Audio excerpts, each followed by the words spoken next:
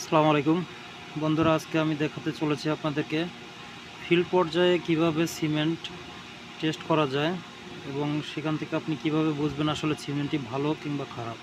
তো আমি কিছু অংশ সিমেন্ট নিয়েছি এবং একটি পাত্রে কিছু অংশ পানি নিয়েছি কিছু পরিমাণ। তো এই যে সিমেন্টটা আছে, দেখুন সিমেন্টের কালার দেখেও আপনারা বুঝতে পারবেন সিমেন্টের কালার সব ধূসর বর্ণের হয়ে থাকে।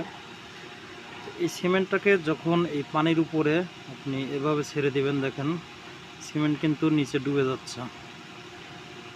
তো সিমেন্ট যদি ম্যাক্সিমাম অংশ ডুবে যায় তাহলে আপনাকে বুঝতে হবে এই সিমেন্টটি ভালো।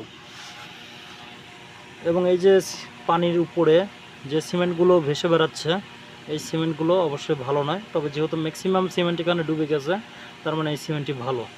এরপরে আরেকটি কাজ করে আপনি দেখতে পারেন, এই সিমেন্টটিকে আপনি মুষ্টিবদ্ধভাবে নেবেন, নিয়ে এভাবে পানির মধ্যে হাতটি ডুবিয়ে দিবেন।